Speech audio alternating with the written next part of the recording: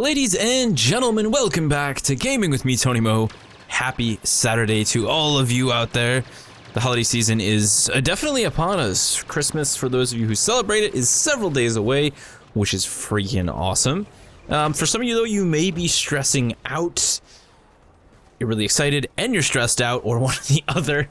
I think a lot of people around the holidays, the stress that I usually see from people, as someone who works in sales, from like a lot of the customers I have come in the store and stuff, and just people you talk to in general, older people especially, is that they don't have a lot of money to begin with. They don't make that much money, and the Christmas season comes around, and then they're like, "Oh, I'm so broke. It's crazy. Like, I'm so broke. Everything's broke."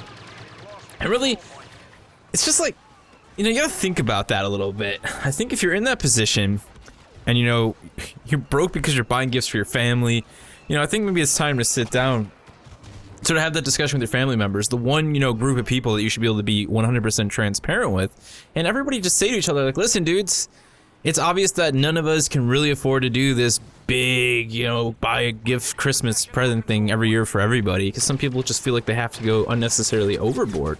And you talk to people and they feel like if they don't get people things, then like those people are gonna, well, they'll be upset, they'll be mad. Ugh. And I think most people don't feel that way, and if you do feel that way, then you probably need to check yourself as well. Like, you know, my friends and I, we tend to buy gifts for each other, get each other something small here and there, but if they didn't buy me a gift one Christmas because they were, you know, they had bills to pay or they're raising a kid, I wouldn't be upset. You know, I would not at all be upset. I don't expect anything from anyone, including my close family. What I do expect is that we sit down on Christmas Day and we have a nice meal with each other and we just, you know, spend time together. Now, I'm a bit spoiled for that because my family goes out of our way every Sunday to spend time with each other whenever we can. Whenever we have free time, we all get together. Myself, my brother, you know, his girlfriend and my girlfriend, like all of our, you know, close family, my parents. We get together, bring all our dogs together. We have a meal together because, like, at this point, I think, you know, I hit that age where, you know, family is extremely important to me. It always has been. But I think, you know, you spend a lot of time with your family when you're young. As you get older, you sort of want to spend time with your friends. You want to go out and do things. And then you kind of come back to it, I think, at a certain point. At least some people do. You know, I have. And you come back to just, you know, there's something really enjoyable about sitting down, just having a meal with your family and just, you know, talking and discussing. And I think that's what the holidays should be a reminder of. Like, I don't think we should wait until the holidays to do these sorts of things. I feel like people should do it throughout the year. But I think it's a good reminder of that, to recognize, you know, the things you should be doing with your family, the way you should treat your family. And again, you know, I don't think there's anything wrong with having a conversation with your family members saying, hey, listen, let's not kill ourselves. Let's not put ourselves in debt over buying gifts for each other this year. You know, you want to set a limit for each other, do it, you know, and let's just sit down and have a meal together. Because I think it's painful that people would ruin a very specific time of the year where you should be remembering what it's like to spend time with your family by putting themselves in debt because they feel gifts are 100% necessary to please one another.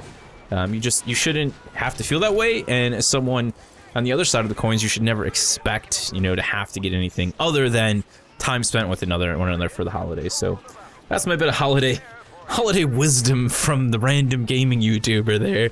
I hope you guys have a wonderful Christmas, a wonderful holiday with your friends and family. Play some great games, eat some great food, and just be grateful to be around one another. So let's kick off the actual proper Saturday vlog. I keep forgetting to do this in like every single video, so I figure this is the perfect time. A big thank you guys for 7,000 subs. I think we're about 7,200 right now. Been growing at a faster rate than I ever have before. Of course, with the holidays, things tend to slow down. Some of you guys who are still watching my content may see the views are a lot lower, viewer interactions a lot lower. That's just how it is with the holidays. 4 years of doing YouTube, it's going to be now, moving into 2016. That's one thing I've definitely come to recognize is the holiday season has its lulls, especially this past week. A lot of students, my girlfriend who's going to finish up her master's, she finished her stuff. My brother's girlfriend, she had a ton of crazy exams to finish up and final papers to write.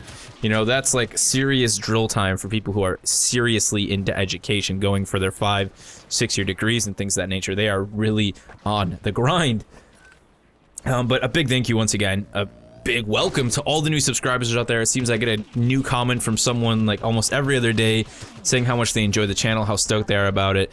And that makes me feel really good inside. That's like, you know, the best holiday gift I could ever get. And I truly do appreciate that. What was I going to say? Okay, so let's do the vocab. We can't forget about the vocab. I said big thanks for 7K, but it's time to do a little bit of education here. And today we're going to talk about a word that is very easy to overuse. And in fact, I kind of hate this word, but for a different reason. It's not really because I overuse it. It's because people use it to replace complex explanations of their own opinion. That word is bad. Definition being of poor quality, inferior, or defective. There's a funny thing, right, when you actually look at the word bad, the fact that within its own definition, it has two words that could be used as synonyms that, in my opinion, are better than using the word bad, inferior and defective. Both, in some cases, could be used to replace bad. They're not direct synonyms, but they're definitely better words than bad. My two favorite synonyms that I've chosen are atrocious and unacceptable. I love the word atrocious. I probably use that way too often. I should probably look up a synonym for that at some point, but we'd be getting into a little bit of synonym inception at that point. Maybe we're taking it a little bit too far. So two words I would definitely try and mix up with instead of the use of the word bad. But honestly, I think the main misuse of the word bad, as I said, is that people like to use it as a sort of one-word answer for, their opinion when someone asks them a question on the internet specifically. Now, I understand people may feel compelled to use this on something like Twitter where you have a character limit, but there really are better things. And let me give you an example. Somebody rolls up into, a gaming forum, they're on Twitter and they're asking people, hey, I'm a young person, I only have $60 and I want to buy one game so I can sit down and play with my brother and my friends and family this summer. And here are the two games that I'm choosing between, The Witcher 3 and Fallout 4. So like 90% of the people in the comments are going to sit down and say, you should buy game A because game B is bad. It's bad. Which, let's be honest, that's really not helping anyone. When you go as an older person, maybe you go to buy your first car as a teenager and you sit down and you start looking for reviews on cars, you definitely don't buy the 1990 S13 or whatever, or 2000 S13, whatever, over the Ford Focus because someone tells you the Ford Focus is bad. No, you do a lot more research than that, and you think of, what you like about a car, what you look for in a car, and then you make the purchase. And the same thing should be said for most questions like that asked on the internet. So you can do somebody a huge favor, and rather than just saying it's bad, point them in the direction of a review, a first impressions, a let's play that has an opinion that is in line with yours. That's really doing them a much bigger favor than saying it's bad. Or if you're in a place where you feel like you have the time and the character limit to write a substantial opinion, go ahead and do that. Anything is better than just saying it's bad. And that is genuinely why that is a word that I do not care for. So go ahead, grab a handful of synonyms. If you want to go over and check out other synonyms for bad, you can take a look, see what they have available, and try and integrate them into your everyday speech and conversation. And before you know it, you'll be using atrocious instead of bad, because bad is simply unacceptable. So let's talk a little bit about Star Wars. I want to talk about Star Wars this weekend. Number one, The Force Awakens went live for the public on Thursday. I'm not going to be seeing it for probably another 2 weeks, and I thought I was okay with that. I really genuinely did. I was like, oh, I'll be fine. I'll be fine. I'm okay. And I'm kind of sitting here all twitchy, like I'm on speed or something. Like, man, I really want to see The Force Awakens. Especially when you have people just like, oh, it's good, go see it, just go see it, just go see it. The one thing that I can recommend, and that I know I've had to do, is that people, I don't think they fully understand the possibilities for a film as big as Star Wars to be spoiled. You may think, just stay away from Star Wars things. Stay away from video game related things. I'll be alright, the nerdy stuff. No. Let me tell you a story. I'm on Instagram. I only follow a few people on Instagram, like Roadkill, David Freiberger, Mike Finnegan, some BMX riders, a couple skateboarders, a couple artists, and a couple military type companies. One of them creates tactical gear for the Israeli Defense Forces, and they do some really cool, innovative stuff. I love seeing what they're working on. I was on their Instagram today, checking out one of their new pieces of gear that they're making for their loadouts, and there was a Star Wars spoiler. I didn't see it, but I saw Star Wars, and I knew that there was probably a spoiler, so I scrolled back up and was like, I don't even read the comments, but you had that initial comment on Instagram, on the mobile app, it's just there.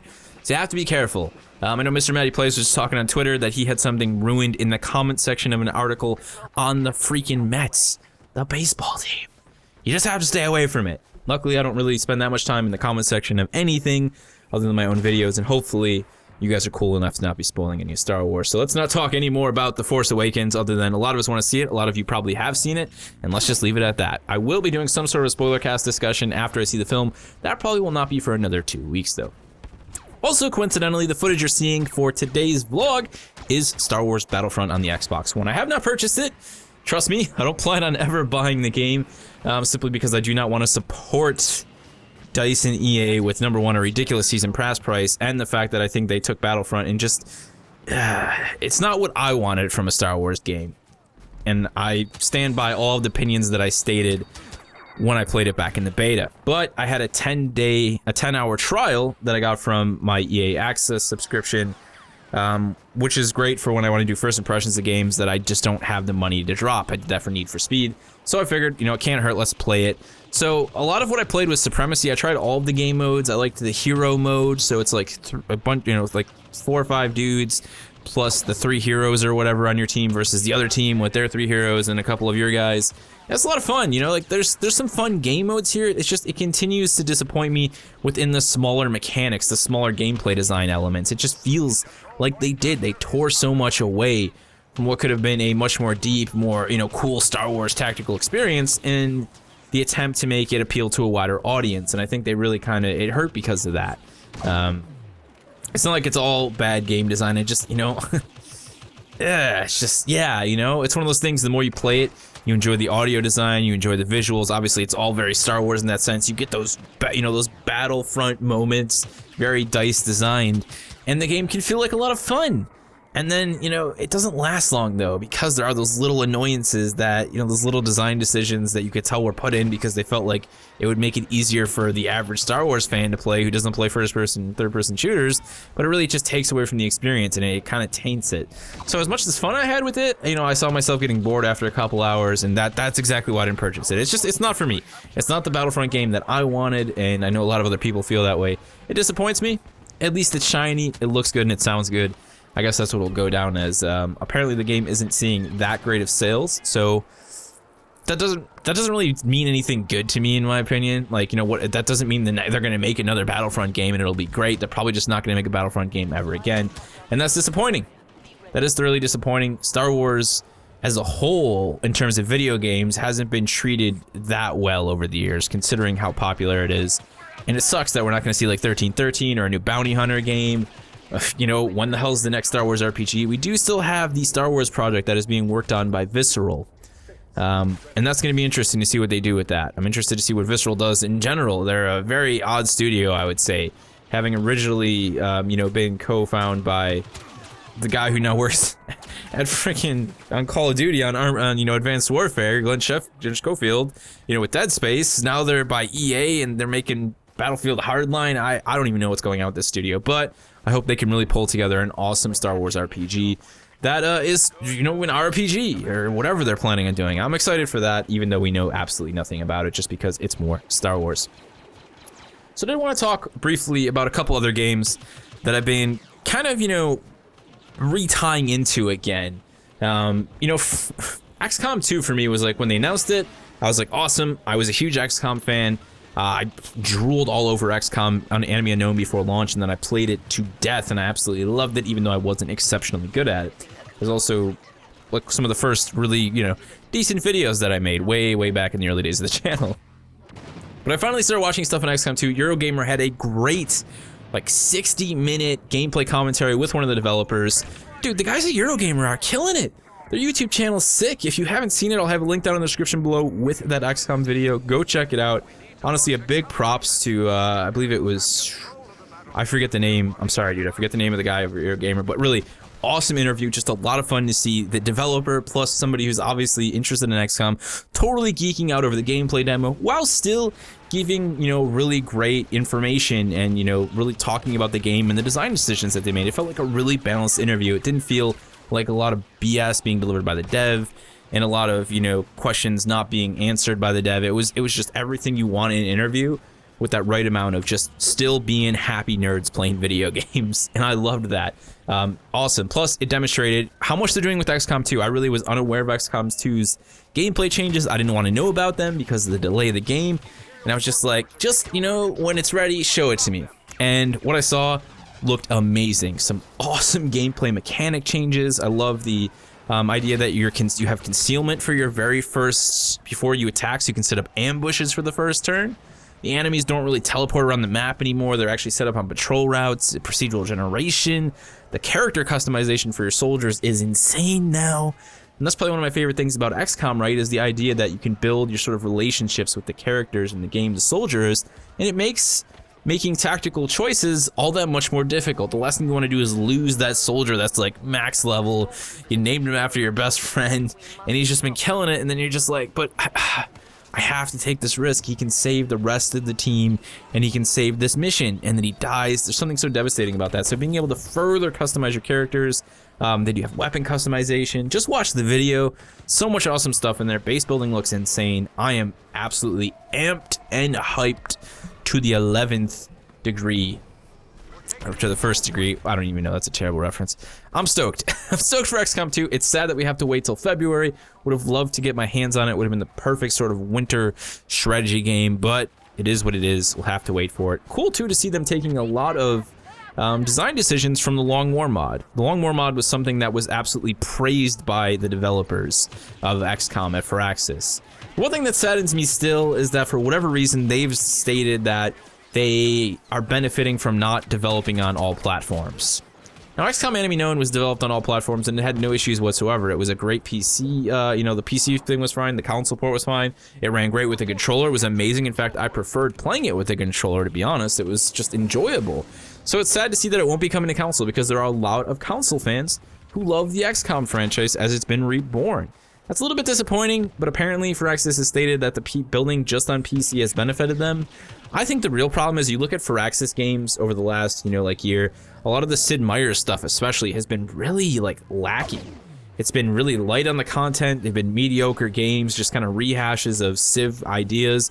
Thoroughly disappointing, just not really what they had advertised, and a lot of those games haven't delivered. Like the recent Sid Meier Space game, just lots of just reused everything. Just really disappointing. So I don't know if they're having budget issues or they don't have the same amount of developers at the studio, but maybe this was the best decision to make sure that they could still deliver a really great XCOM game and not have all those cutbacks. I don't know. I just hope the game's fantastic, and I hope that at the end of the day we can say there was a clear benefit from them not developing on multi-platform. I would hope that down the road, if the game does really well and it sells really well, they can port it to Xbox One and PlayStation 4, because people on console want to play this. I'm going to be fine because I own a PC, I play on everything, but, people can say crazy arguments and statements all day, just get a PC. The simple fact is, all of these things exist. The Xbox One, the PlayStation 4, the Wii U, the PC, they all exist. They're here. They're not going anywhere anytime soon. Consoles aren't going anywhere anytime soon. So, yes, I do want to see games developed across all platforms. It's why would you ever want someone to not be able to play something? That's why I don't care much for exclusives. I understand developers have their first, console, developers, and Microsoft and Sony, they have their own first-party developers, but at the end of the day, man, I want to see everyone be able to play everything. I don't want anyone to miss out on any great gameplay experience. That's how I feel. It's how I'll always feel. Whew. Man, I could probably go on and talk for another 30 minutes, but I won't. It's the weekend. A lot of you guys are getting ready for your holidays. You're probably finishing up school. I know my girlfriend has been pretty stoked because she finished up school for the rest of the year. She's on her break now before she goes back. Huge sigh of relief. Glad I'm not in school. Let's just say it that way. I see the stress she was under to get exams and finals done, and I'm just like, yep. I'll take my my YouTube stress over any of that stress every single day. That's, I'll never complain about having to wake up and make videos. Yeah, is it hard work? Of course it is. I sometimes stress out and be like, man, I really can't wrap my head around how I want to make this video or do this idea, but that's the best damn kind of stress you could ever ask for. And if that's the only stress I have to deal with the rest of my life, then I will be one freaking stoked and blessed and happy man. That is for damn sure. So as I said, guys, I hope you have a great holiday. Play some awesome games with your friends and family. I've been saying this every single chance I've had to in a video. Still no snow here. I know a lot of you guys also in the Northeast, in the Northwest, so any place where it should be snowing and it's not snowing. We're not seeing snow. It's frustrating. It really genuinely is. But fingers crossed, I'm going to go outside in my underwear and pray to the snow gods. May we still have a white Christmas. you guys have anything else to ask me or anything you'd like to see me talk about in future vlogs, feel free to leave them down in the comment section below. And I will see you in the next one.